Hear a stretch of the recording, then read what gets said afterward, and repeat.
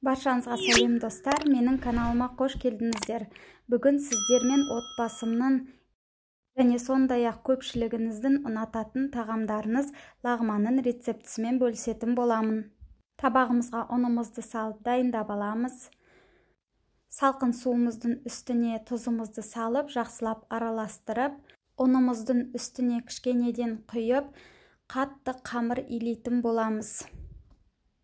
Қамырларыңызды жұмсақ илеп қойсаңыздар, созғанда да жабысып, одан соң пісіргенде езіліп, дұрыс болмай шығады. Сондықтан қатты қылып илеуіміз керек. Қамырымыздың бір бөлігін қатты қылып илеп алдым. Оны үстелдің үстіне қойып, қалған суымызды құйып, қалған ұнымызбен де қатты қамыр илейтін боламыз. Енді табағымыздың ішіне жаңағы нанымызды біріктіреміз. Үстеліміздің үстіне қойып, 2-3 минуттай әбден қолымызбен басамыз. Одан кейін салафанға салып, 15-20 минутқа демалдыруға қойып қоямыз. Мінекей 20 минут өтті. Салафанымыздан шығарып, қамырымызды тағы да қолымызбен жақсылап басамыз. Осы қамырымызды салафанға салып, тағы да 15-20 минутқа демалдыруға қойып қоямыз. Мінекей менің қамырым дайын болды. Үстінен осылай басып, кішкене сұйық май жағып, екінші бетіне аударып, тағы да кішкене сұйық май жағып, дайындап аламыз. Одан кейін пышақпен осылай кесеміз. Сіздер қалауларыңызша жіңішке етіп кессеңіздер де болады. Маған осылай ыңғайлы. Енді осылай бір-біртіндеп қамырымызды жая бастаймыз.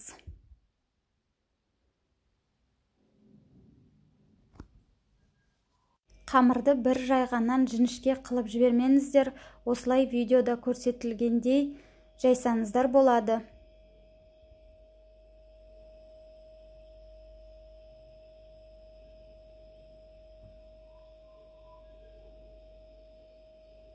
Мінекей барлық қамырымызды осылай жайып алдық. Сұйық маймен жақсылап тұрып үстінен жағып алыңыздар, әйтпесе жабысып қалуы мүмкін. Одан кейін салафан кигізіп 1-5-10 минутқа қалдырамыз. 10 минут өткеннен кейін қамырымызды жая бастаймыз. Қамырымыз өте жақсы, ешқандай түйіршігі жоқ, үзілмейді, керемет болып созылып жатыр.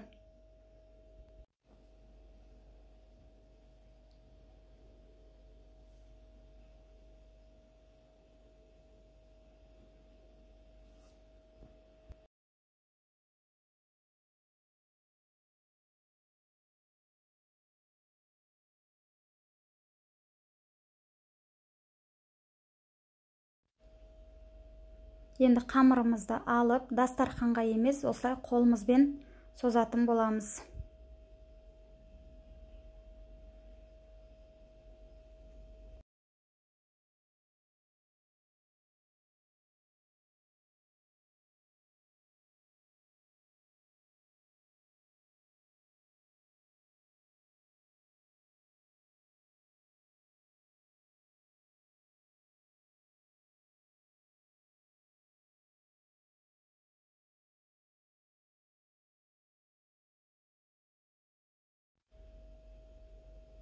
Енді саусақтарымызға іліп алып, видеода көрсетілгендей қамырымызды дастарханға ұратын боламыз.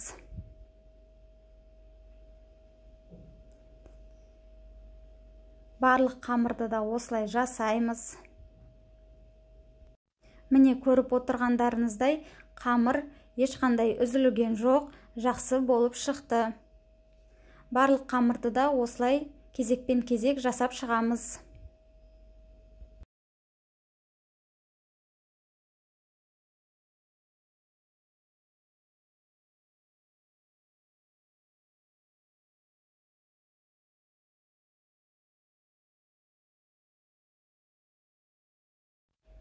Енді қазанымызға су құйып, тұзын салып қайнатамыз. Одан кейін осы қамырымызды салып, осылай таяқшаның көмегімен немесе вилкамыздың көмегімен арасы жабысып қалмайтындай етіп араластырып аламыз. Енді бетін жауып 2-3 минут пісіреміз. Міне біздің қамырымыз пісті. Ыдысымызға түсіріп алып, салқын сумен жуып алсаңыздар болады. Қазанымызға сұйық май құйып, жақсылап қыздырып, етімізді салып, араластырамыз. Бетін жауып 5 минутқа қоямыз. 5 минут өткеннен кейін осылай суы шығып, етіміздің суы тартылғанша бетін жауып, жарты сағатқа оттың астын баяулатып қойып қоямыз. Суы тартылса, кішкене ыстық су құйып қойсаңыздар болады. Жарты сағат өтті, суы тартылды, етіміздің үстіне пиязымызды салып, жақсылап қуыратын боламыз. Енді тұзымызды саламыз, паприкамызды салып, тағы да жақсылап араластырамыз. Редькамызды алдын ала тұзды суға 10-15 минутқа қойып қоямыз. Суын төгіп, еттің үстіне салып, жақсылап қуырамыз. Одан кейін соя тұздығын құйып, тағы да жақсылап қуырамыз. 10-15 минуттан кейін пекин орам жапырағын қосып, тағы да жақсылап араластырамыз. Енді томат пастасын саламыз. Менде томат пастасы емес, үйдің аджикасын қостым. Араластырып қуырамыз. Енді болгар бұрышы мен жартылай ащы бұрышты қосып, тағы да араластырамыз. 10 минуттай қуырылған тұздығымыздың үстіне сельдерей мен сарымсағымызды қосып, тағы да 5-6 минут қуыратын боламыз. Енді осының үстіне қайнаған суымызды құйып, бетін жауып 15 минуттай пісіреміз. Укропымызды салып, бетін жауып, астын өшіреміз.